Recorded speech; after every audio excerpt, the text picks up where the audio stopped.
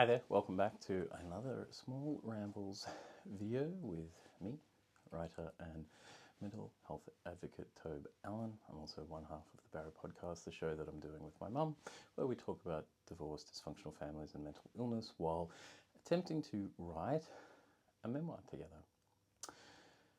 I've been reflecting on myths and narratives, the stories that we learn out of culture, the beliefs that we hold. I did a video last week, I think, about childhood or the resilience of children and how, that's born out of, I think, arrangements that we have around. I was putting that in context with family court and access arrangements and all that sort of thing. There's this other invective that we project onto everybody, and it's particularly relevant to writing a memoir, which is the idea that you must move on. You've got to move on. Everybody's got to move on. Oh yes, I know you're dealing with that, or that bad thing happened to you, but you've got to move on. Now, it's true that people do need, in some respects, to move on, but it's an interesting cultural narrative that we carry with us. And I often wonder, well, what if you can't move on? Or what if the path to moving on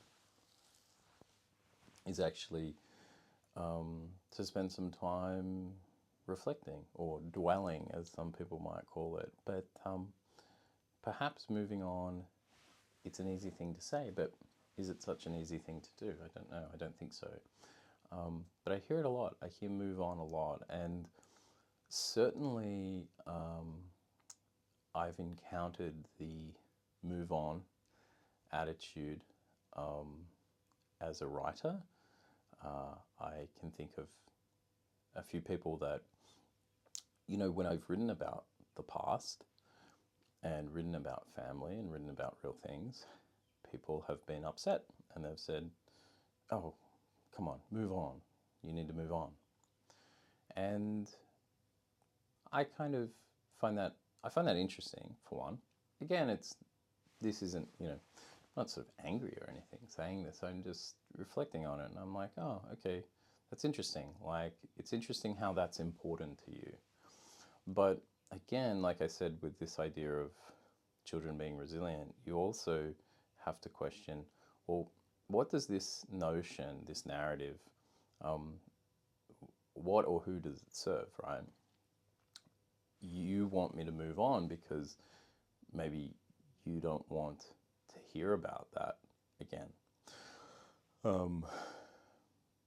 What does my not moving on or my inability to move on, how does that affect you? I think that, again, a lot of these narratives can be about appeasing other people's guilt.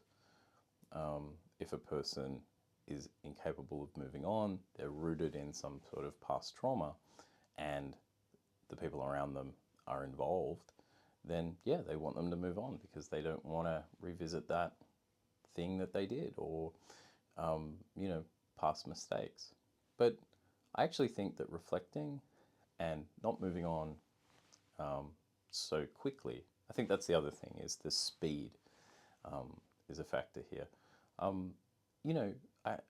think that there's a lot to be gained from moving slowly, from reflecting, from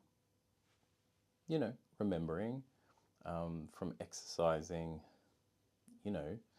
your right to be imaginative, to consider things in depth. Not everybody moves at the same speed, and not everybody needs to move on, and not everybody is capable of moving on. But it is an interesting one of these narratives that we have. Move on, move on, move on. And I do think too many people get this kind of bee in their bonnet that they have to move on. Something's happened, I've got to move on. I've got to get over it. And that's great. That's a good kind of spirit or instinct to have, I think. However, I would also say that, give it some time as well, right? Yeah, sure. The goal might be to move on, but you want to reflect. You want to absorb it. You want to take everything in. Think about what's happened to you. Again, this depends on your personality and your sensibilities.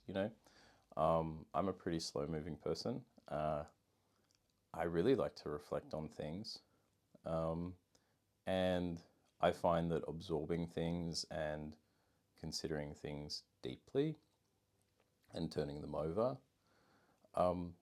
that's part of my process of moving on. I do move on, just a little bit more gradually perhaps than what society would like.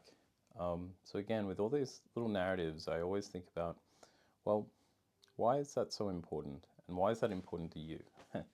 Who does that serve? Why this? So if you've ever been told to move on, or you have thought about this before, or maybe you've got something to add, feel free to comment. As always, if you find anything that I say in these videos interesting, you'll probably like. In fact, I guarantee you'll like the Barrow Podcast, where Mum and I talk about these kinds of things. So check it out. Further information and links can be found in the description to today's video, as well as on the homepage to this YouTube channel. Thanks again. Bye.